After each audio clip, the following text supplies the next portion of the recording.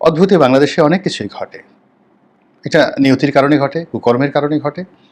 আর সব ঘটনা যে কেবলই মাত্র যাকে বলা হয় কুকর্মের কারণে ঘটে তাও নয়। আবার কিছু, কিছু ঘটনা ঘটে যেগুলো আজ মনে হচ্ছে আজকের জন্য প্রযোজ্য, কিন্তু আগামীকাল এটির কোনো বাস্তবতা থাকে না। বাংলা রিপোর্ট 24 চ্যানেলের পক্ষ থেকে সবাইকে স্বাগতম। সবাইকে নিজ নিজ ধর্মমতের শ্রদ্ধা জানিয়ে শুরু করছি আজকের ভিডিও। আজকে খুবই একটি গুরুত্বপূর্ণ ভিডিও নিয়ে এসেছি। ভিডিওটি খুবই গুরুত্বপূর্ণ। সম্পূর্ণ ভিডিওটি দেখলে আপনারা বিষয়টি বুঝতে পারবেন। আওয়ামী লীগকে নিষিদ্ধ করার জন্য একটি আইন চালু করা হবে, আর এই আইনটি চালু করার জন্য ইতিমধ্যেই একটি খসড়া চালু করা হয়েছে। গোলাম মাওলা স্যারের একটি ভিডিওতে তিনি তার মন্তব্য প্রকাশ করেছেন। তারই একটি ভিডিও আপনাদের মাঝে উপস্থাপন করব। ভিডিওটি সম্পূর্ণ দেখলে আপনারা পুরো বিষয়টি বুঝতে পারবেন। চলুন তাহলে শুরু করা যাক আজকের এই ভিডিও। আপনারা যারা এই ভিডিওটি দেখছেন তারা অনুগ্রহ করে একটি লাইক দিবেন এবং চ্যানেলটিকে সাবস্ক্রাইব করে রাখবেন পরবর্তীতে আরও নতুন নতুন ভিডিওর আপডেট পেতে। আওয়ামী লীগকে নিষিদ্ধ করার টার্গেট নিয়ে একটি আইন প্রণীত হবে এবং তার একটি খসড়া আইন উপদেষ্টা ইতিমধ্যে তৈরির কাজে হাত দিয়েছেন, তৈরি করেছেন অথবা জমা দিয়েছেন। এখন এই যে আওয়ামী লীগ গত 15 বছরে এই দলের যারা নেতৃত্বে ছিলেন সত্যিকার অর্থে শেখ হাসিনা এবং তার যারা সাঙ্গপাঙ্গ, এবং সেই সাঙ্গপাঙ্গের একটা বিরাট গ্রুপ রাজনীতি করেছেন, অপর গ্রুপটি লুটপাট করেছেন, তারপর আরেকটি গ্রুপ চাঁদাবাজি করেছেন, আরেকটি গ্রুপ সন্ত্রাস করেছেন, আরেকটি গ্রুপ মানুষ মেরেছেন। অর্থাৎ এই বাংলাদেশের মানুষের জীবনে যতটা সম্ভব জাহান্নামের আগুন জ্বালিয়ে দেওয়া সম্ভব সেটি আওয়ামী লীগ শুরু করেছিল 12-13 সনে, কিন্তু এটা 2015 সন থেকে একেবারে তাদের ক্ষমতা হারানোর শেষ দিন পর্যন্ত তারা এই মানুষের জীবনকে একটা তেলাফোকার জীবনও মনে করেনি। তাদের যারা প্রতিপক্ষ তাদের জীবনের সর্বনাশ করার জন্য তারা করেনি এহেন কুকর্ম নেই। আমি আমার নিজের এটি অভিজ্ঞতার কথা বলি। আমি 2014 থেকে 18 পর্যন্ত মূলত আওয়ামী লীগের নাম করে আওয়ামী লীগে ছিলাম, কিন্তু আওয়ামী লীগের কোনো সবার সময়তে সেমিনারে যায়নি। কিন্তু এখন যে ভাষায় কথা বলছি তখনও ঠিক সেই ভাষায় কথা বলতাম। 2014 সনের আগে যখন আমি সংসদ সদস্য ছিলাম তখন দলকে ডিফেন্ড করতাম, তার সঙ্গে সঙ্গে আবার দলের বিরুদ্ধে সমপর্যায়ে কথা বলতাম। মন্ত্রী, এমপি, সংসদ সদস্য, স্বয়ং প্রধানমন্ত্রী থেকে শুরু করে আরও অনেককে নিয়ে নেতিবাচক কথা বলতাম, আবার তার সঙ্গে সঙ্গে দলের ইতিবাচক কথাগুলো বলার চেষ্টা করতাম। তো 2014 সনের পরে আমি খুব সতর্ক অবস্থানে ছিলাম, কেননা আমাকে যখন জেলে যেতে হয়েছিল সালমান এফ রহমান সাহেবের সঙ্গে মতদ্বৈততার কারণে, তখন জেলে যাওয়ার পর আমার যেটা আর্ত উপলব্ধি হলো তার কারণে আমি অনেকটা সতর্ক অবস্থায় দিন যাপন করেছি। তো 18 সন পর্যন্ত আমার আসলে তেমন কোনো ভয় ছিল না, কিন্তু যেই মুহূর্তে আমি বিএনপিতে যোগদান করেছি আমার তেমন কোনো ক্ষতি হয়নি। আমার গ্রামের বাড়িটা ভেঙে দিয়েছে, তারপর আমার গাড়িটা ভেঙে দিয়েছে, এই সমস্ত কর্মকাণ্ড হয়েছে। রাস্তাঘাটে হয়তো চলতে ফিরতে গিয়ে আমাকে সবসময় একটা আতঙ্কের মধ্যে কাটাতে হয়েছে। তা আতঙ্ক যে কী জিনিস এটি আমি ওই সময়টিতে টের পেয়েছি। তো এভাবে যারা সমাজের সাধারণ আমজনতা তাদের সবার জীবনকে আওয়ামী লীগ এভাবে আতঙ্ক দ্বারা, ভয় দ্বারা, অত্যাচার দ্বারা, জুলুম দ্বারা, অর্থনৈতিক ক্ষতি দ্বারা একেবারে তছনছ করে ছেড়ে দিয়েছিল। তো সেই আওয়ামী লীগের পতন হয়েছে। পতন হওয়ার পর এখন সব মানুষই যারা দায়ী ব্যক্তি তাদের গ্রেপ্তার চাচ্ছেন, বিচার চাচ্ছেন, এবং জনরোষ এমন পর্যায়ে অনেক মানুষ গণপিটুনি দিতে চাচ্ছেন, অনেক মানুষ মারতে চাচ্ছেন। তো এই জিনিসগুলো মানে আপনি কোনো অবস্থাতেই এখন নীতি কথা বললে লাভ হবে না।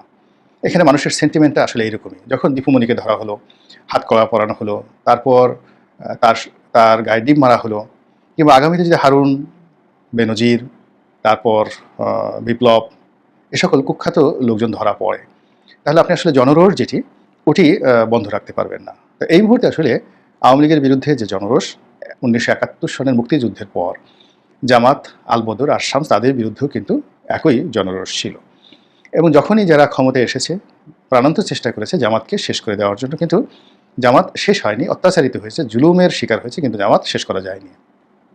আবার জামাতের পক্ষেও কিন্তু কথা বলা যায়নি। এবং এখনও দেখেন অলানে ছাড়েন জামাত যে রাজনৈতিক তৎপরতা শুরু করেছে, এই রাজনৈতিক তৎপরতা প্রথম 3-4 দিন, আগস্ট মাসের 5 তারিখের পরে সর্বোচ্চ 10 তারিখ পর্যন্ত মানুষ জামাতের কর্মকাণ্ড নিয়ে সমালোচনা করেনি। কিন্তু এখনকার বাস্তবতা হলো যে মানুষ সমালোচনা করছে। প্রচণ্ডভাবে সমালোচনা করছে এবং এই সমালোচনাগুলো কিন্তু বাড়তে থাকবে। এর অর্থটা হলো যখন আপনি কোনো একটা অন্যায় করবেন, অপকর্ম করবেন, আপনাকে কিয়ামত পর্যন্ত তার দায় এবং দায়িত্ব কিন্তু বহন করতে হবে। আওয়ামী লীগের ক্ষেত্রেও কিন্তু তদ্রূপ।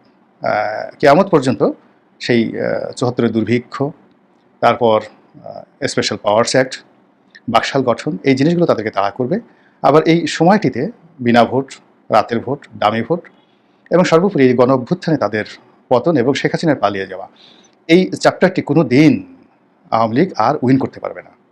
তো কাজেই আওয়ামী লীগকে যদি আগামী দিনগুলোতে বেঁচে থাকতে হয়, রক্ষা পেতে হয়, তাহলে যে চ্যাপ্টারগুলোতে তাদের ভুল হয়েছে সেই চ্যাপ্টারগুলো থেকে বের হয়ে আসতে হবে, সেই চ্যাপ্টারগুলোর ব্যাপারে সরি বলতে হবে, লোকজনকে আশ্বস্ত করতে হবে, এছাড়া কোনো উপায় নাই।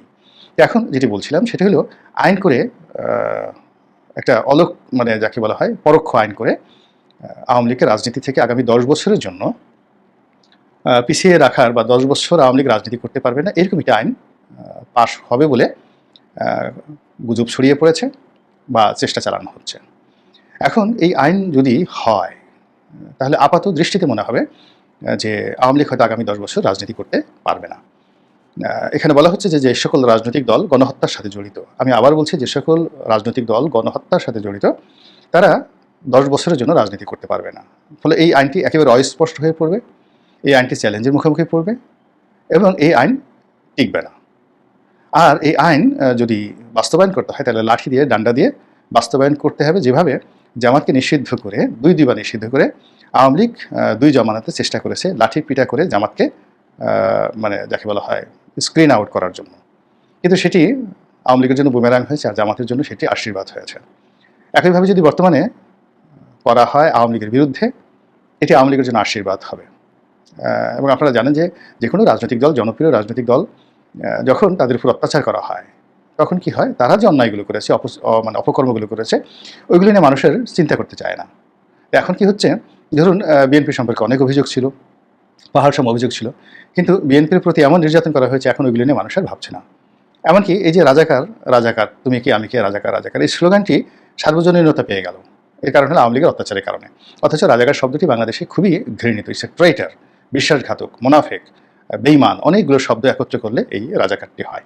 তো যাই হোক, এখন আওয়ামী লীগকে যদি 10 বছরের জন্য নিষিদ্ধ করা হয়, এর অর্থ যে এই 10 বছর আওয়ামী লীগবিহীন একটি শাসন ব্যবস্থা চালানোর জন্য যারা এখন চেষ্টা চালাচ্ছেন তারা বগল বাজাবেন, কিন্তু আলটিমেটলি এটি 10 মাসও তারা টিকতে পারবেন না। বরং এই 10 মাসে আওয়ামী লীগ নিষিদ্ধ করলে আরও বেশি তারা ক্ষমতাধর হয়ে পড়বে। যে কাজটি জিয়াউর রহমান সাহেব করেছিলেন সেটি হলো তিনি আওয়ামী লীগকে রিভাইভ করেছিলেন, যে আওয়ামী লীগ স্বয়ং তারা যে যাকে বলা হয় নিষিদ্ধ করেছিল, সেই আওয়ামী লীগকে জিয়াউর রহমান সাহেব রিভাইভ করেছিলেন। এবং তিনি রিভাইভ করতে গিয়ে দেখলেন যে পারা যাচ্ছে না, তখন তিনিই কিন্তু শেখ হাসিনাকে দিল্লি থেকে আনানোর ব্যবস্থা করেছিলেন, ডক্টর কামাল, তারপর জনাব আব্দুর রাজ্জাক, ওনাদের মাধ্যমে। তো এই হলো রাজনীতির প্রজ্ঞা। তো এখন যেটি হচ্ছে সেটি হলো যে আওয়ামী লীগের যাদের বিরুদ্ধে কোনো দুর্নীতির অভিযোগ নেই এবং যারা নেতৃত্বের যোগ্যতা সম্পন্ন, দেশে এবং বিদেশে যাদের গ্রহণযোগ্যতা রয়েছে, সে সকল মানুষের জন্য উইন্ডো করে দিতে হবে, দরজা খুলে দিতে হবে। আর সেই মানুষগুলো যদি আসে তাহলে আওয়ামী লীগের যারা দুর্নীতিবাজগুলো আছে তারা আলটিমেটলি পিছিয়ে পড়বেন। এবং সেই কাজ না করে যদি অ্যাজ এ হোল এত বড় একটা বড় দলকে নিষিদ্ধ করার অপচেষ্টা করা হয়, আমি এখানে অপচেষ্টা বললাম এই কারণে যে এই চেষ্টা কখনো কোনো অবস্থাতেই বাস্তবায়িত হবে না। বরং এই কাজ যারা করবেন তারা আগামী দিনগুলোতে বিপদে পড়বেন, বিপত্তিতে পড়বেন এবং যাকে বলা হয় এটি নিয়ে যে অনাসৃষ্টি তৈরি হবে তার জন্য দায় দায়িত্ব তাদেরকে বহন করতে হবে। একেবারে স্পষ্ট বাংলা কথা। এর বাইরে আপনারা যারা আমার অনুষ্ঠান দেখেন আপনি শুধু স্মরণ করবেন দয়া করে, এই কারণ হলো রাজনীতি একটা বিজ্ঞান, এই বিজ্ঞানে সূত্রের বাইরে কোনো কিছুই যায় না। এই যে আওয়ামী লীগ যে অপকর্ম করেছে, এরকম বহু রাজনৈতিক দল, গোষ্ঠী, ব্যক্তি, রাজ পরিবার এই ভূখণ্ডের বিভিন্ন জায়গাতে লক্ষ কোটিবার এরকম অপকর্ম করেছে। আবার তারা যে পরিণতি ভোগ করেছে সেটাও পৃথিবীতে বহুবার লক্ষ কোটিবার পরিণতি ভোগ করেছে।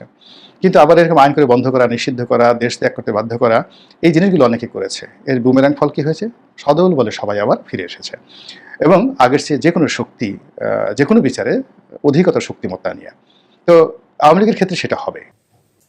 বন্ধুরা, সম্পূর্ণ ভিডিওটি আপনারা দেখলেন। কমেন্টস করে আপনাদের মতামত আমাদের জানাবেন।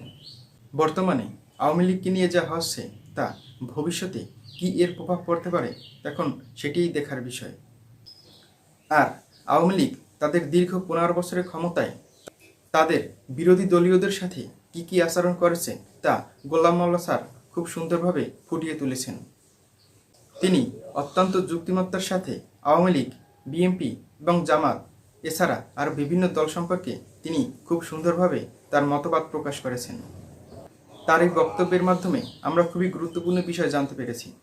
বন্ধুরা, আপনাদের যদি ভিডিওটি ভালো লাগে তাহলে একটি লাইক দিবেন এবং চ্যানেলটিকে সাবস্ক্রাইব করে রাখবেন পরবর্তী ভিডিওর আপডেট পেতে। ধন্যবাদ সবাইকে।